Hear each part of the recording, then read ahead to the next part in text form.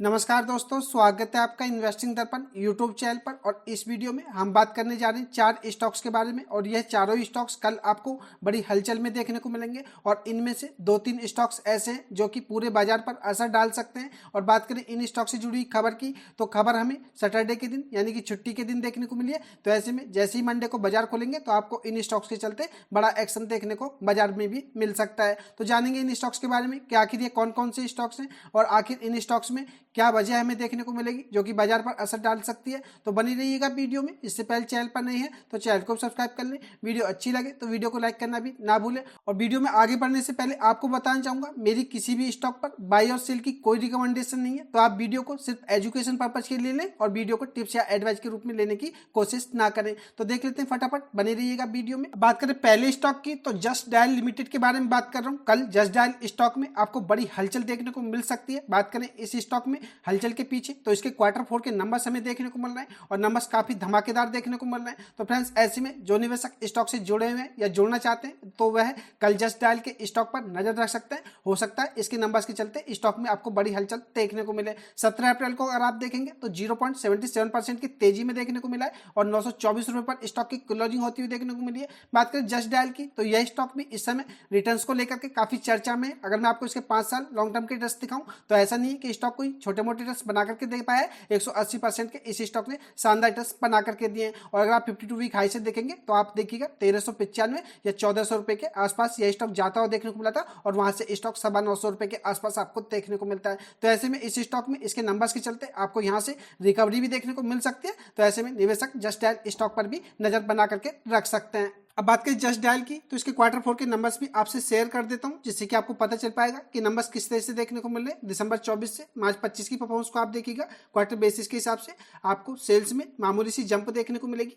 EBIDT में आपको मामूली सी गिरावट देखने को मिलेगी। लेकिन आप नेट प्रॉफिट को देखेंगे तो आपको शानदार जंप देखने को मिलेगी। 131 करोड़ रुपए के प्रॉफिट्स बढ़ करके 158 करोड़ रुपए हमें मार्च 25 के क्वार्टर में देखने को मिल रहे हैं। और EPS में भी आपको शानदार जंप देखने को मिलेगी। तो बात करें जस्ट डायल की, तो क्वार्टर बेसिस के हिसाब से नंबर शानदार देखने को मिल रहे हैं। ईयर ऑन बेसिस के हिसाब से आप देखेंगे तो आपको नंबर्स फिर भी एक्सीलेंट देखने को मिलेंगे। मार्च 24 से आप कंपेयर करेंगे तो सेल्स में आपको 7% की जंप देखने को मिलेगी। EBIDT में 22% की आपको जंप देखने को मिलेगी। और आप नेट प्रॉफिट को देखिएगा 222% की बड़ी जंप देखने को मिल रही है। एक साल पहले 116 करोड़ रुपए के प्रॉफिट हमें देखने को मिलते थे और EPS भी 36% बढ़ता हुआ देखने को मिल रहा है। तो जस्ट डायल के नंबर शानदार देखने को मिल रहे हैं। और देखने वाली बात होगी कि बजाज के नंबर्स को लेकर के कैसे रिएक्ट करता है। तो आप ऐसे में जस्ट डायल के शेयर पर नजर रख सकते हैं। बात करें दूसरे स्टॉक की, तो यस बैंक लिमिटेड के बारे में बात कर रहा हूं। कल यस बैंक स्टॉक भी काफी फोकस में रहेगा क्योंकि इस स्टॉक से जुड़ी हुई भी एक बड़ी अपडेट देखने को मिल रही है। सैटरडे के दिन यस बैंक के भी क्वार्टर 4 के नंबर्स आते हुए देखने को मिल रहे हैं, तो जिसके चलते स्टॉक पर बड़ा असर आपको देखने को मिलेगा।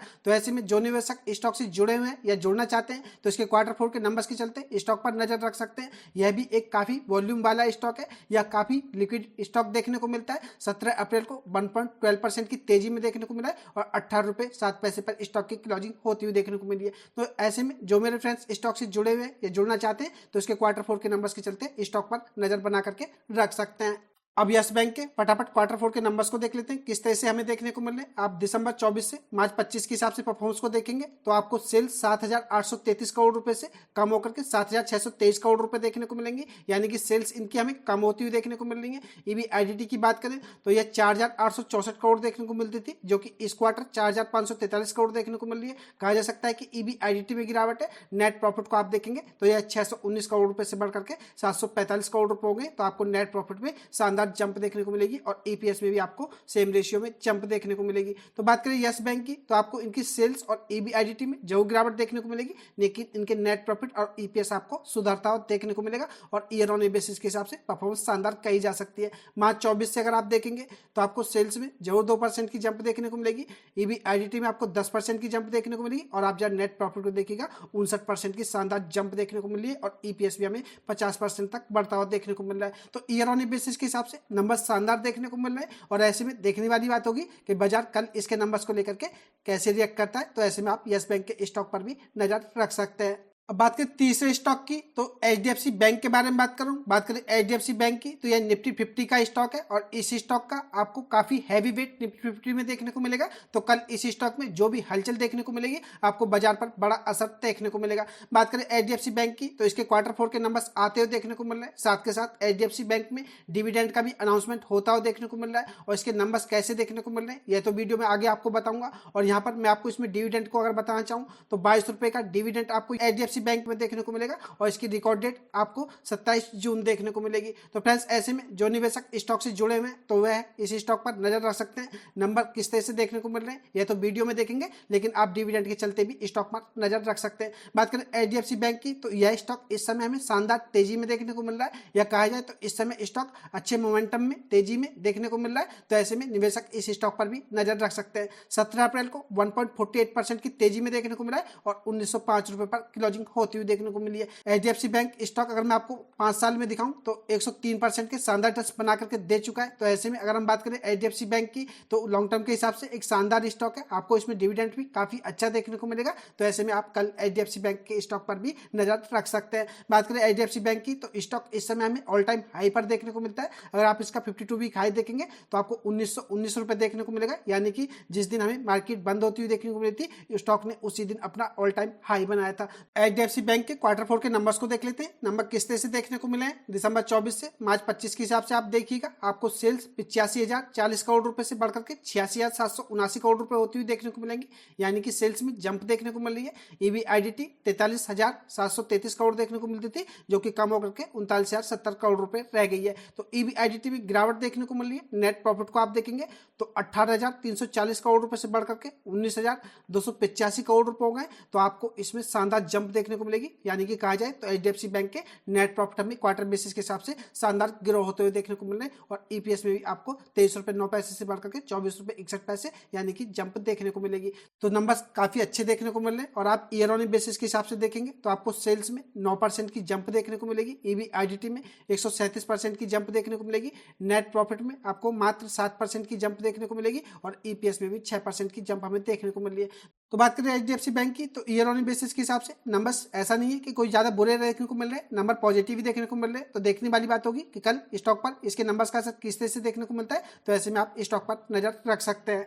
बात करें चौथे स्टॉक की, तो आईसीआईसीआई बैंक लिमिटेड के बारे में बात करूं। बात करें आईसीआईसीआई बैंक की, तो यह भी निफ्टी 50 का स्टॉक है और निफ्टी 50 इंडेक्स में यह स्टॉक भी काफी वेटेज हमें देखने को मिलता है। तो ऐसे में इस स्टॉक में जो भी हलचल होगी उसका असर आपको बाजार पर देखने को मिलेगा। तो ऐसे में निवेशक आईसीआईसीआई बैंक स्टॉक पर भी नजर रख सकते हैं। 17 अप्रैल को 3.73% की शानदार जंप देखने को मिली है और 1407 रुपए पर स्टॉक क्लोज होता हुआ देखने को मिला है। बात करें आईसीआईसीआई बैंक की, तो इस समय यह स्टॉक भी ऑल टाइम हाई पर ट्रेड होता हुआ देखने को मिल रहा है। और अगर मैं आपको पर्सनली बताऊं तो आईसीआईसीआई बैंक मुझे इन्वेस्टमेंट के हिसाब से काफी शानदार देखने को मिलता है। अगर प्राइवेट सेक्टर बैंक में देखें तो आईसीआईसीआई बैंक एक शानदार स्टॉक है। बात करें आईसीआईसीआई बैंक की, तो इसके Q4 के नंबर्स भी सैटरडे के दिन आते हुए देखने को मिल रहे हैं। तो ऐसे में जो निवेशक स्टॉक से जुड़े हुए या जुड़ना चाहते हैं तो वह भी इसके Q4 के नंबर्स के चलते स्टॉक पर नजर रख सकते हैं। बात करें स्टॉक की, अगर मैं आपको इसके 5 साल के रिटर्न दिखाऊं तो आप देखिएगा 320% के शानदार मल्टीबैगर इस स्टॉक ने रिटर्न बना करके दिए और आप इस स्टॉक को जब देखिएगा क्या कंसिस्टेंट ये स्टॉक तोड़ता हुआ देखने को मिला है। तो ऐसे में कल इसके Q4 के नंबर्स का असर स्टॉक पर काफी हलचल डालने वाले हैं। तो ऐसे में इसके Q4 के नंबर्स का असर भी कल आपको स्टॉक पर देखने को मिलेगा। तो निवेशक आईसीआईसीआई बैंक के स्टॉक पर भी कल नजर रख सकते हैं। बात करें आईसीआईसीआई बैंक की, तो Q4 के साथ साथ कंपनी ने 11 रुपए की डिविडेंड का भी अनाउंसमेंट किया है। तो ऐसे में स्टॉक आपको कल बड़ी हलचल में देखने को मिल सकता है। आईसीआईसीआई बैंक के Q4 के नंबर्स भी आपसे शेयर करना चाहूंगा, जिससे कि आपको पता चल पाएगा कि नंबर्स का असर किस तरह से आपको स्टॉक पर देखने को मिल सकता है। अगर आप दिसंबर 24 से मार्च 25 के हिसाब से परफॉर्मेंस को देखेंगे तो आप सेल्स को देखिएगा 47,037 करोड़ देखने को मिलती थी, बढ़कर के 48,387 करोड़ रुपए हो गई है। तो इनकी सेल्स हमें बढ़ती हुई देखने को मिल रही है। ईबीआईडीटी को आप देखेंगे तो 13,545 करोड़ देखने को मिलती थी, कम होकर के 10,829 करोड़ रुपए हो गई है। तो आपको ईबीआईडीटी में गिरावट देखने को मिलेगी। नेट प्रॉफिट को आप देखेंगे तो 13,847 करोड़ से बढ़कर के 14,354 करोड़ रुपए हो गए। तो नेट प्रॉफिट में शानदार जंप देखने को मिल रही है। और बात करें ईपीएस की, तो सेम रेशियो में आपको ईपीएस में भी जंप देखने को मिलेगी। तो बात करें आईसीआईसीआई बैंक की, तो क्वार्टर बेसिस के हिसाब से नंबर शानदार देखने को मिल रहे हैं। ईयर ऑन बेसिस के हिसाब से आप देखेंगे तो आपको सेल्स में 14% की जंप देखने को मिलेगी, ईबीआईडीटी में 11% की गिरावट देखने को मिलेगी, नेट प्रॉफिट में 16% की जंप देखने को मिलेगी और ईपीएस में 14% की जंप देखने को मिलेगी। तो फ्रेंड्स, अगर आप आईसीआईसीआई बैंक को एचडीएफसी बैंक से कंपेयर करेंगे तो आईसीआईसीआई बैंक के नंबर्स हमें काफी अच्छे अच्छे देखने को मिल रहे हैं। HDFC बैंक की हमने नेट प्रॉफिट देखे ईयर ऑन बेसिस के हिसाब से तो 7% मात्रा में बढ़ते हुए देखने को मिल रहे थे, वहीं ICICI बैंक के 16% बढ़ते हुए देखने को मिल रहे हैं। तो आप इससे अंदाजा लगा सकते हैं कि ICICI बैंक की परफॉर्मेंस हमें शानदार देखने को मिल रही है। तो ऐसे में आप ICICI बैंक के स्टॉक पर भी नजर रख सकते हैं। Q4 के नंबर्स ठीक ठाक कहे जा सकते हैं। देखने वाली बात भी होगी बाजार इसके नंबर्स को लेकर के कैसे रिएक्ट करता है, नजर रखें। और एक बार फिर से आपको बताना चाहूंगा, मेरी किसी भी स्टॉक पर बाई और सेल की कोई रिकमेंडेशन नहीं है। इन्वेस्टमेंट करना है या नहीं आप खुद से डिसीजन लें, वीडियो को टिप्स या एडवाइस के रूप में ना लें। तो मुझे यही खास अपडेट इन 4 स्टॉक से आपको देनी थी। वीडियो कैसी लगी कमेंट करके जरूर बताएं। वीडियो अच्छी लगी हो तो वीडियो को लाइक करें, शेयर करें। मैं मिलूंगा आपसे नई वीडियो में, तब तक के लिए नमस्कार।